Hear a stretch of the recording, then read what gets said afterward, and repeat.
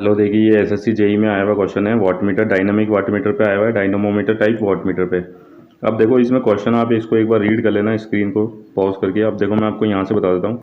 एक watt meter में voltage दे रखा है, ठीक है। इस फेजर डायग्राम के अगर करंट कॉइल में करंट दे रखा है आईसी, और ये दे रखा है जो आईसी है वो आईपी से क्या कर रहा है, लैग कर रहा है साई एंगल से। और जो आईपी है वो वोल्टेज से, अप्लाइड वोल्टेज से कितना लैग कर रहा है, बीटा एंगल से, ठीक है। तो ये पूछ रहा है the reading of the watt meter will is proportional to. तो वोट मीटर की रीडिंग किसके प्रोपोर्शनल होगी, और ये ऑप्शन दे रहे हैं अपन को, ठीक है। ये यहाँ पे देख रहे होंगे आप, ऑप्शन है। तो अगर इस डायग्राम को ही देखे तो वो समझ जाएगा कि एरर इन प्रेशर कॉइल की वजह से जो रीडिंग बनती है, ये क्वेश्चन उस पर आया है। क्योंकि अपन को पता है प्रेशर कॉइल की इंडक्टेंस भी होती है, ठीक है।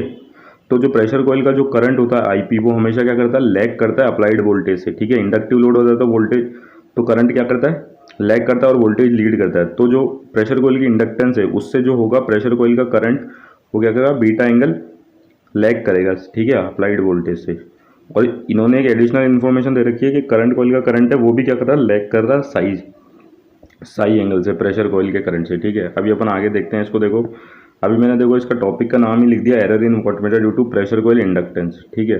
क्योंकि ये जो क्वेश्चन है इसी पे ही बेस है। अब देखो ये डायग्राम आप जानते होंगे, इलेक्ट्रोडायनामोमीटर टाइप वाटमीटर का।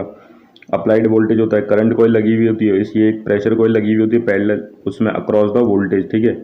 जो डिफ्लेक्टिंग पॉइंटर है वो भी इस प्रेशर कॉइल से ही कनेक्टेड होता है। करंट कॉइल में करंट जा रहा है आईसी, और प्रेशर कॉइल में करंट जा रहा है आईपी। क्योंकि प्रेशर कॉइल मैंने बताया क्या है, इंडक्टिव है, तो जो ये आईपी है वो अप्लाइड वोल्टेज से कितना लैग कर रहा है, कितने एंगल से, बीटा एंगल से, जो अपन को क्वेश्चन में दे रखा है। ये अब डायग्राम अपन ने वापस बना लिया, ठीक है। इस क्वेश्चन के अकॉर्डिंग देख लो, बीटा एंगल से आईपी जो प्रेशर कॉइल का करंट है वो लैग कर रहा है। अपन ने बोल दिया जो करंट कॉइल है वो भी क्या है, इंडक्टिव मान ली, और मैंने अपनी तरफ से एक एंगल दे दिया इसको फाई, क्योंकि मुझे वोल्टेज से इसका रिलेशन निकालना है। क्यों, तो अगर करंट कॉइल इंडक्टिव है तो जो ये आईसी है वो भी कितना लैग करेगा, फाई एंगल लैग करेगा कितने, वी से, वोल्टेज से, अप्लाइड वोल्टेज से। और ये अपन को दे रखा है करंट कॉइल और वोल्टेज कॉइल के बीच में एंगल जो दे रखा है, साई दे रखा है, ठीक है।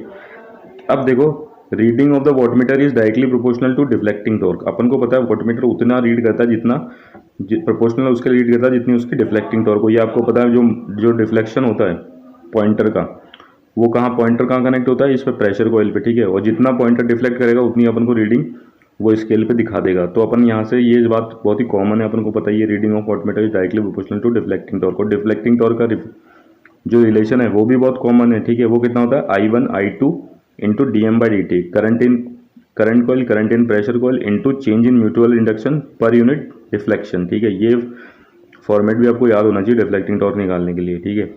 अब देखो इनकी वैल्यू रखते हैं अपन, deflecting torque is proportional to IC, ठीक है, करंट कॉइल का करंट, प्रेशर कॉइल का करंट, और cos of psi. Cos of psi क्यों लिया, क्योंकि ये आईसी और आईपी के जो है वो सेम फेज में नहीं है, और इन दोनों में जो फेज एंगल है वो कितना है, साई का है, ठीक है। तो मैंने क्या किया, यहाँ पे ये लिखना पड़ा अपन को, आई सी इंटू आई पी, और इन दोनों के बीच में जो कॉस फेज एंगल है वो कितना है, cos psi into D M by D theta.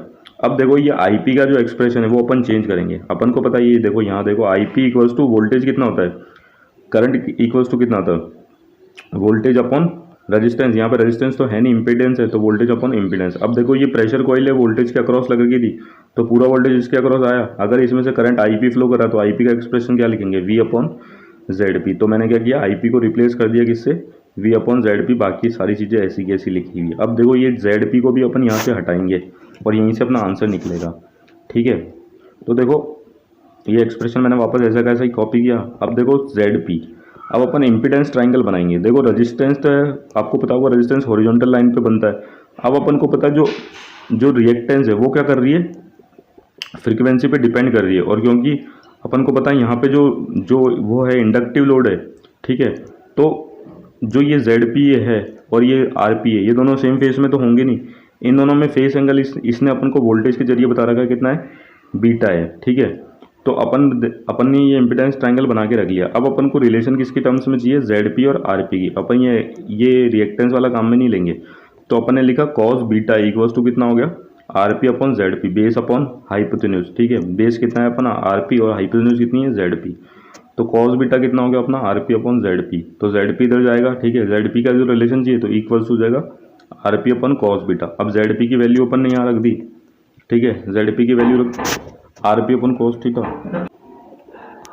ये देखो ZP की वैल्यू अपन ने निकाल के रख ली RP अपॉन कॉस थीटा। अब देखो अपन यहाँ पे ZP की वैल्यू रिप्लेस करेंगे, यहाँ पे लिख दिया अपन ने RP अपॉन कॉस बीटा। तो अपन इसको रेसिप्रोकल करेंगे तो ऊपर क्या चला जाएगा, ये एक्सप्रेशन बन जाएगा IC V upon RP cos psi into cos beta into DM by D theta. अब देखो यहाँ से अपन को पता पड़ गया रिफ्लेक्टिंग टॉर्क किसके प्रोपोर्शनल है, कॉस साई और कॉस बीटा के, या फिर मैं बोल दूँ पावर किसके प्रोपोर्शनल है, कॉस फाई और कॉस बीटा के।